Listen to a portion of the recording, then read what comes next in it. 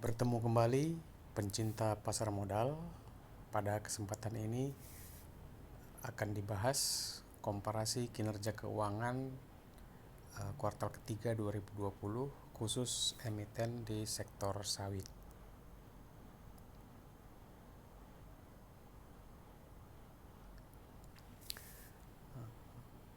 Berdasarkan laporan keuangan kuartal ketiga 2020 disusun tabel kinerja emiten sektor sawit.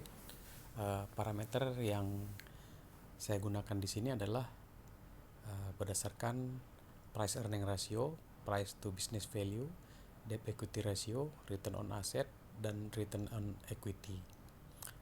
Di daftar ini ada 19 perusahaan atau emiten yang ada di Bursa Efek Indonesia yang dikategorikan dalam sektor sawit. Nah, khusus untuk Tunas Baru Lampung atau TBLA, sebenarnya perusahaan ini sudah dapat dikategorikan di sektor konsumen, bahan-bahan makanan dan minuman, tetapi pada kesempatan ini masih kita kategorikan di dalam sektor kelapa sawit. Nah, dari tabel tersebut di atas dilakukan juga penyesuaian di mana emiten-emiten yang mengalami kerugian dihilangkan dari tabel, kemudian yang belum menyerahkan laporan keuangan kuartal ketiga, dan kemudian ada satu perusahaan PALM yang total laba bersihnya lebih besar dari total sales. Nah, ini kita keluarkan agar nanti penilaian kinerja berdasarkan parameter yang telah ditentukan di depan tadi lebih fair.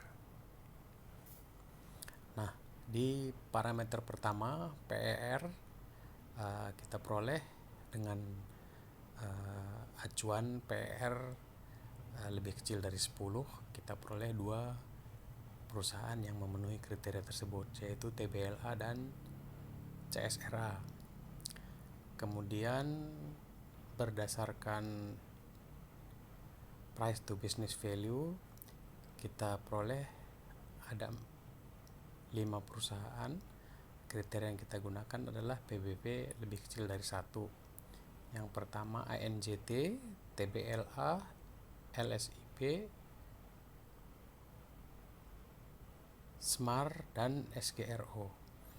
Kemudian berdasarkan parameter DER, kita DER dengan DER lebih kecil dari 1, kita peroleh perusahaan yang memenuhi kriteria tersebut LSIP, AALI, dan ANJT.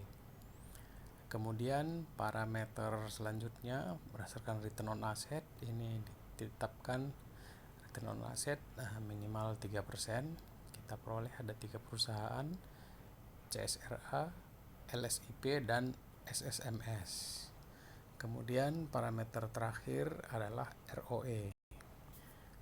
Berdasarkan ROE kita peroleh ada 4 perusahaan, kriterianya adalah ROE lebih dari 5%. Yang pertama CSRA, TBLA, SSMS, dan DSNG. Nah, dari hasil dari 5 parameter tersebut saya lakukan summary hasil, maka diperoleh seperti tabel berikut ini: PER, TBLA, dan CSRA, PBV, ANJT, LSIP, SGRO, SMAR, dan TBLA, DER, LSIP, AALI, ANJT, ROA, CSRA, LSIP, SSMS, ROE, CSRA, TBLA, SSMS, dan DSNG. Nah, dari summary ini kita dapat melihat LSIP masuk kategori terbaik 3 kali di parameter PBV, DER, dan ROA. Kemudian CSRA masuk kategori terbaik juga 3 kali di PER,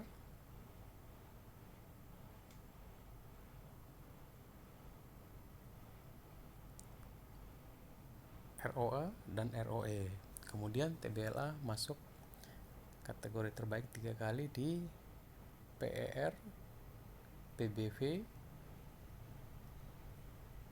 dan ROE.